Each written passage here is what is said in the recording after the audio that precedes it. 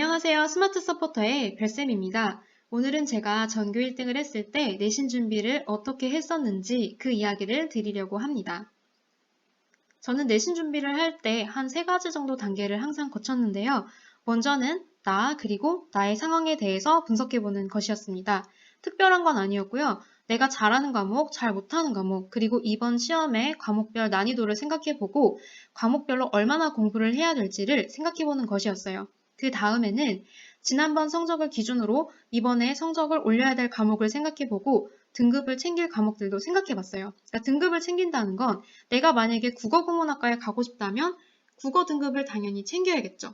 그리고 시험 시간표가 나오면 그걸 기준으로 날짜별로 공부할 과목들을 정했고 투두리스트를 만들어 봤어요. 그러니까 내가 공부해야 될 그런 리스트들을 만들어 본 거죠.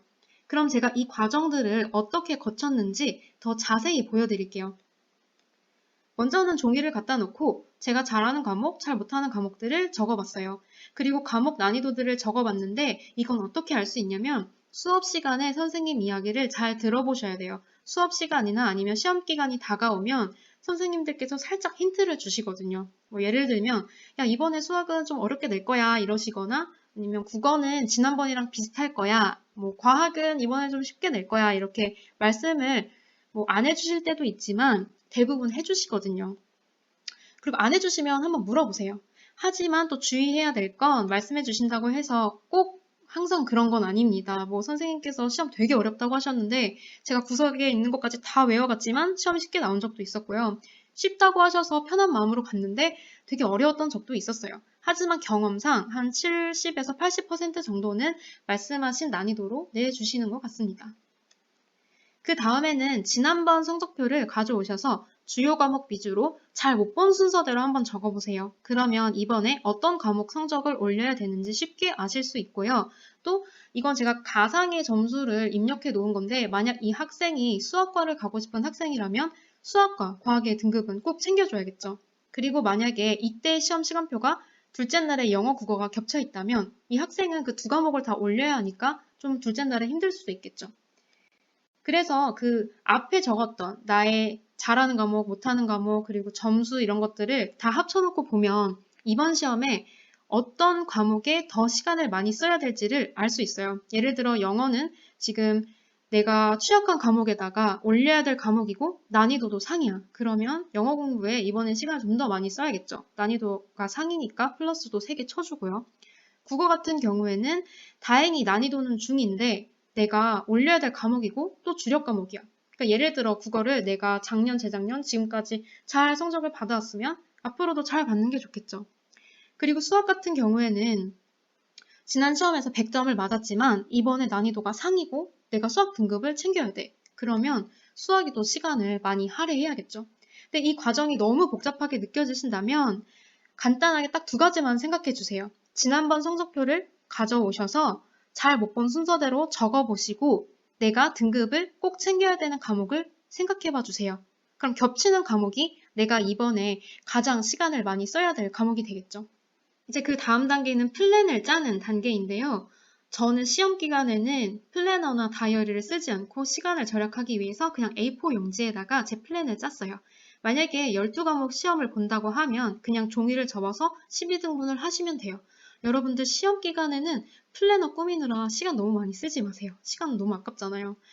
그 다음에 이제 어떻게 했냐면 이 A4 용지를 확대한 그림이라고 한번 생각해 봐 주세요. 그러면 이 한 칸 한 칸에 각 과목명을 집어넣는 거예요. 근데 앞에서 주력해야 될 과목이 어떤 거였죠? 영어, 국어, 수학이었죠. 그래서 중요한 과목 순으로 적어내려 가시면 되고요. 그 다음에 과목별로 해야 될 공부들이 정해져 있거든요. 예를 들어 영어 같은 경우에는 교과서 본문을 꼭 읽으셔야겠죠. 네, 이거는 제가 거의 썼던 루틴인데요. 교과서에 있는 본문을 저는 한 3번에서 4번 정도 혹은 더 많이 계속 반복해서 읽어준 다음에 그 다음에 필기해 놓은 걸 보고 프린트를 봤어요. 그 다음에 이제 필기에 적어놓지 않았던 내용 중에 자습서에 해설이 있는 부분이 있다면 그걸 추가로 읽어줬고 그 다음에 문제를 풀었어요. 그래서 다른 과목들도 아마 비슷하게 해야 될 부분들이 이제 정해져 있을 거예요. 그러면은 여러분들이 그걸 적어주시고 예를 들어 교과서를 난 3번은 읽어야겠다 하시면 네모칸 3개를 치시면 되고 문제는 한 번만 풀어도 될 것 같아. 그럼 네모칸을 하나만 그리시면 되고 이렇게 공부의 양에 따라서 네모칸을 그려주세요. 그 다음에 또 중요한 게 뭐냐면 각 그 과목의 하단에 이렇게 큰 네모칸을 그려주시고 공부를 할 때마다 그 완성되는 양만큼 이렇게 빗금을 쳐주시면요. 한눈에 내가 지금 공부가 얼만큼 진행됐고 얼만큼 공부가 남았는지를 볼 수 있어서 너무너무 유용합니다. 저는 이 방법을 내신 준비할 때만 쓴 게 아니고요. 대학 가서도 사용하고 대학원 가서도 사용했었어요. 제가 성적을 계속해서 잘 받았으니까 유용한 방법이라고 제가 자신 있게 말씀을 드릴 수 있습니다. 그 다음에 제가 하나 또 했던 저만의 독특한 습관이 뭐였냐면 제 방에다가 그 공부해야 될 책이랑 프린트들을 과목별로, 그러니까 문제집까지 해서 다 쌓아놨어요. 이 방법이 좋았던 건 뭐냐면 저는 무조건 한눈에 들어오게 보는 걸 좋아하거든요. 그러니까 이 공부해야 되는 책들을 이렇게 다 쌓아놓으면은 과목별로 어떤 걸 얼만큼 공부해야 되는지가 한눈에 들어오기도 하고 공부 의지가 좀 사그라들 때 그 책들을 보면 아, 내가 지금 이럴 때가 아니다. 이렇게 정신을 차리는데도 도움이 많이 됐습니다. 그래서 뭐 주의하실 점은 방바닥을 깨끗하게 닦으시고 이 책들을 쌓아 놓으셔야겠죠. 자, 아무튼 이 방법도 한번 시도해 보시면 도움이 되지 않을까 저는 그렇게 생각을 합니다. 그 다음 단계는 이제 어떤 날 어떤 공부를 할지를 정하는 건데요. 시험 시간표가 나오면 여러분들이 달력을 하나 만드세요. 이것도 복잡하게 플래너 쓰실 필요 없고 A4 용지를 가로로 눕히신 다음에 자대고 선을 그으시면 멋진 달력이 완성이 됩니다. 그리고 시험 시간표를 적어주시고 표시를 해주세요. 그러면 사실 시험 기간에 공부해야 되는 거는 정해져 있잖아요. 그러니까 예를 들어 29일이 과학사회 시험을 보면 28일 날 시험 끝나고 와서 과학사회를 공부를 해야겠죠. 그리고 저 같은 경우는 첫째 날 시험을 잘 보는 게 좀 중요해서 첫째 날 공부에 시간을 많이 할애를 했습니다. 그래서 첫째 시험 전날 그 이틀을 다 첫째 날 시험 공부하는 데 좀 할애를 했고요. 그 다음부터는 그냥 날짜별로 가주시면 돼요.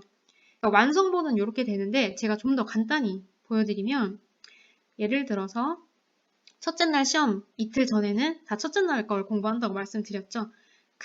이 전날에는 둘째 날 거, 셋째 날 거, 넷째 날 거 이렇게 차례로 가주시면 돼요. 그리고 여기서부터는 이제 1, 2, 3, 4, 1, 2, 3, 4, 1, 2, 3, 4로 올라가시면 되는데 이렇게 돼요. 그래서 6일 날부터 만약에 플랜을 짠 거면 이제 그때부터 첫째 날 거, 둘째 날 거, 셋째 날, 넷째 날 이렇게 쭉쭉쭉 공부를 하시면 됩니다. 물론 딱 그 과목만 공부한 건 아니었고요. 시간이 혹시 조금 남으면 보충으로 한 과목씩을 더 공부하고 수학은 또 감각을 잃으면 안 되기 때문에 좀 조금이라도 문제를 매일매일 풀어주려고 노력을 했었어요. 제가 왜 이렇게 플랜을 짜서 공부를 했었냐면 저희가 시험 준비를 하든 면접 준비를 하든 실전과 최대한 비슷한 상황을 만들어주는 게 도움이 되거든요. 제가 시험 보는 날, 예를 들어 첫째 날 수학이랑 도덕을 본다고 하면 2~3시간 동안 수학과 도덕 머리를 계속 써야 되잖아요. 그러니까 공부를 할 때에도 그런 환경을 만들어주려고 노력을 했던 거고요.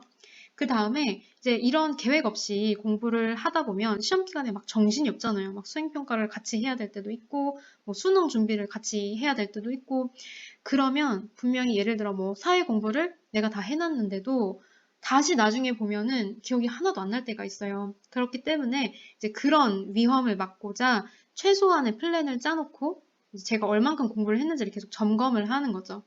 제가 오늘 말씀드린 내용들을 한번 다시 정리를 해드리면 먼저는 나와 나의 상황을 분석해 보세요. 그러니까 내가 잘하는 과목, 못하는 과목들을 생각해 보시고 전략이 필요한데요.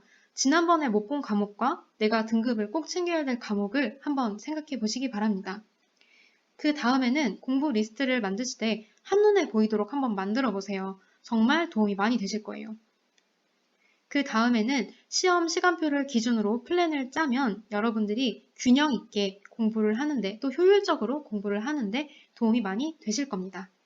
제가 오늘 준비한 영상은 여기까지고요. 여러분들이 혹시 더 궁금한 점이 있으시면 댓글에 남겨주세요. 그럼 제가 다음 영상을 만들 때 반영하도록 노력하겠습니다. 오늘 영상이 조금이라도 도움이 되셨다면 좋아요와 구독을 꼭 눌러주세요. 오늘도 시청해주셔서 감사합니다.